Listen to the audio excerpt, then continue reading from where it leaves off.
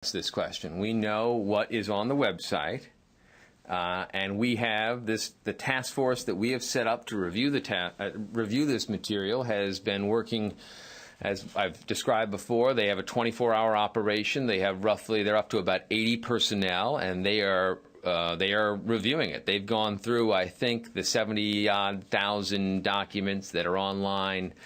They've done about 400 keyword searches through the 70-odd thousand documents that are online, looking for areas that are of particular concern to us. They then take whatever they find, whatever hits they find, they then create batches of those documents for further, more extensive review. And eventually, once we have done that sort of first triage kind of operation, there will be a painstaking, deliberate, page by page, word by word evaluation of every single document. But right now, this team of 80 working around the clock is going through them, and as we find things that are of concern, we are notifying appropriate entities, be they foreign governments when they come up, be they if there are Afghan citizens who are named, or and in this case, if there are Afghan citizens who are named, we are informing the command in Kabul, who is then sharing the information with the appropriate subordinate commands and units so that they can take appropriate action to safeguard those people. You haven't opened the 15,000 yet. What I've said is the 15,000, the way I've described it is, we believe we have some idea of what those 15,000 could be, and are reviewing what we believe to be potentially those 15,000. We do not know for sure if the 15,000 we believe they have and are waiting to post are indeed the same documents that they do indeed have and are waiting to post. You seem, Tony, I'm really concerned about you today. You are laughing, you're scowling, you seem to be confused. Your last comment was hard to follow because it had so many. Well, follow up. I'm happy to. I don't have. I'm happy to hold your hand through this process. But her question is a good one. Why didn't you move sooner? And I think I've answered it. We've been evaluating appropriate courses of action. This is the one that was deemed appropriate at this time. We're moving out on it. The Pandora's box has been open for a week. Realistically, what purpose would be served for you getting back documents that the world has had access to for a week? Well, as I said before, Tony, the longer they hang out there, the more opportunity there is for those to do us harm to use those documents to their advantage. So we're trying to, as best we can, mitigate the damage caused by this and compel them to take those documents off the Internet and return them to the rightful owner, the United States government. Al Pessin. Can you say from these keyword searches how many Afghan citizens have been identified and what actions, generally speaking, have been taken to protect them? Yeah, I'm not going to get into how many and what kinds of people. I mean, there clearly have been Afghan names which have been found doing searches of these documents. And as such, that information has been shared with the command, and they will make judgments about how to proceed with it. We have housed within this task force of 80-odd people, and it's still growing, by the way. I think it could grow as we have personnel on hand. They're flowing in that could take it to about 120, 125. But they are they're going through this. The personnel they have are people steeped in, largely they're intelligence analysts who we've gotten from DIA and from the PAC and CENTCOM and USDI. The FBI and Army CID are also represented. And then there are counterintelligence experts as part of this organization as well, who are there to make determinations about whether or not any TTPs have been exposed and whether or not any adjustments need to be made in light of that exposure. Yeah. Thank you, Jeff. Two-part question. One, today State Department issued a terrorism report, global terrorism report, in which report what they are saying is that as far as war in Afghanistan is concerned, Pakistan is a major concern as far as threatening the U.S. security in Afghanistan is concerned and safe haven. And second, President Jazari, as you may have seen his report, that he said that war in Afghanistan is not winnable, and finally, the public opinion also is not very good in Pakistan as far as U.S. is concerned. Okay, there's a question there? I mean, you have any Three comments? provocative statements. Let me go in reverse. Public opinion is not high for the U.S. in Pakistan. There is clearly, as we've talked about many, many times before, a trust deficit that really emanated from the fact that we turned our backs on the Pakistanis and walked away after the collapse of the Soviet Union and their pullout from Afghanistan.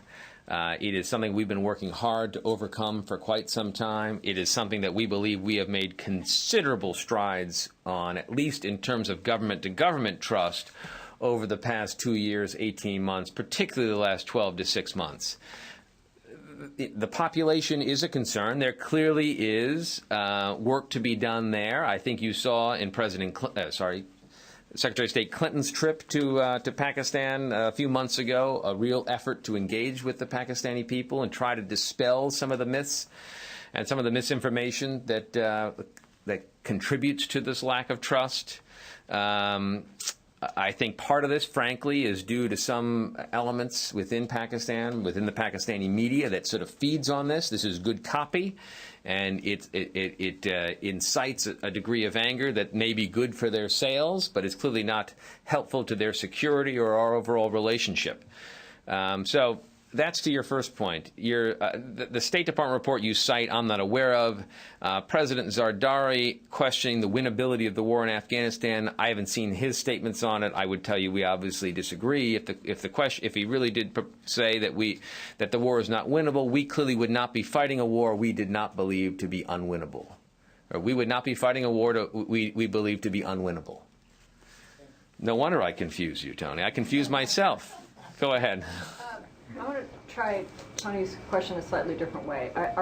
Which was Barbara's question. Right. So he stole it from Barbara. You're going to steal it from him. Okay, let's try it. See if on the third try whether we can get somewhere. Are you demanding of WikiLeaks something that is functionally impossible? They cannot pull back everything that's on the internet, right? I mean, how could they do that? Every news organization, all kinds of other websites beyond theirs have taken the material, made their own databases and so forth out of it. It's generated a bazillion news stories.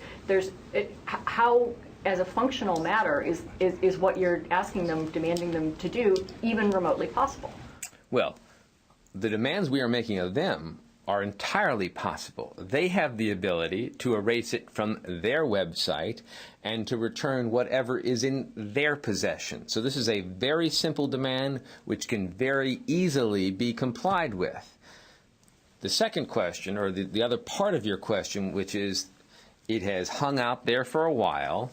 It has been accessed by many other people, some of whom who have downloaded the said material and are exploiting it for journalistic or perhaps criminal purposes.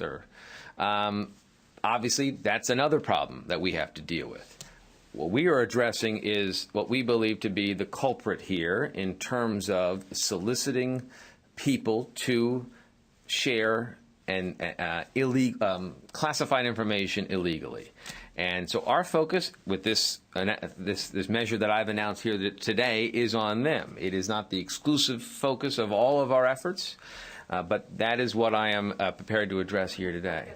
Then extend to again, others. this is the step we are taking at this moment. We do not preclude taking other measures as well, but this is the step we are taking in light, particularly, of this request that all of you have asked us so much about, that they want our help in trying to conduct harm minimization on the 15,000 documents they have yet to post. So do you consider the news organizations that have taken these documents to be in possession of stolen property?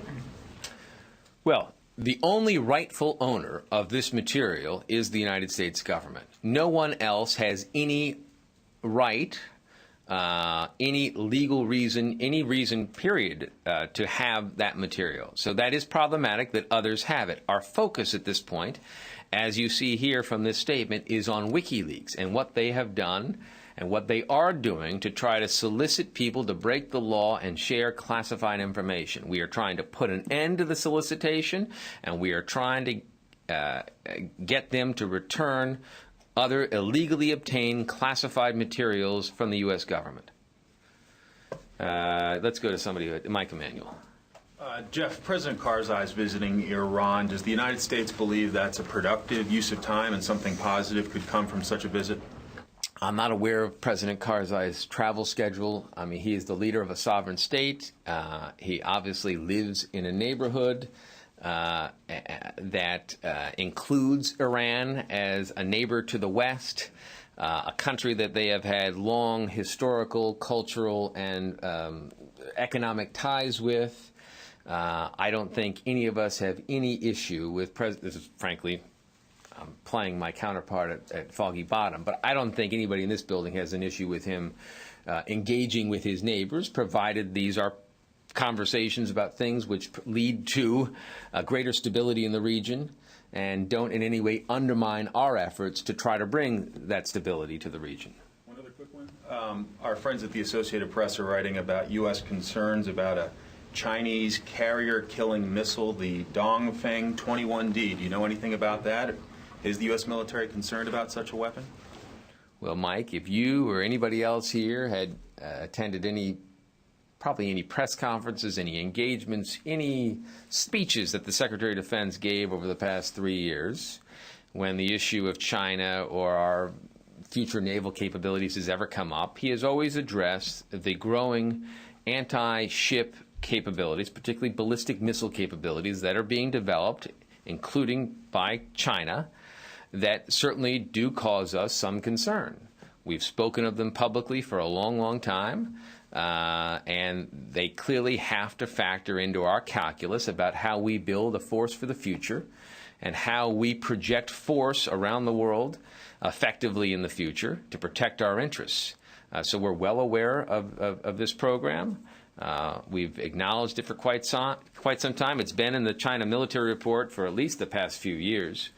And so I don't think there's anything new. It looks to me like another in a series of fine features that the Associated Press is known for. And I don't think there's anything particularly newsworthy in it, though. Yeah, go ahead. About the Air Force tanker bid. The U.S. Aerospace Company, you made clear their bid won't be considered because it was late. But the company is claiming that U.S. Air Force personnel purposely delayed the messenger who was carrying the bid to Wright-Patterson Air Force Base in the proper building on that base. Is the department at all concerned that their appeal of this non-consideration of their bid will further delay the whole tanker bid competition? And how do you address their claim that Air Force personnel purposely delayed this messenger for political reasons, for whatever? I got the question. Okay, so I think the first part of the question, are we concerned about their protest, that it might lead to a delay in the awarding of this contract? I don't believe so. I would preface what I'm about to say by urging you all to speak to the United States Air Force about this. They are the entity within this department that will be procuring these tankers. They're in charge of this competition, so they're the ones who are best equipped to speak to it. That said, you made some pretty strong, or repeated some pretty strong allegations by the company. I have not heard those from them, but I can tell you the notion that any United States military personnel deliberately impeded their ability to deliver a bid for this competition is absolutely absurd. Listen, the other two companies that bid on this went to great measures to ensure that their bid arrived at the prescribed time of 2 p.m. on July the 9th at Wright-Patterson Air Force Base. The first company to arrive, I believe, was EADS,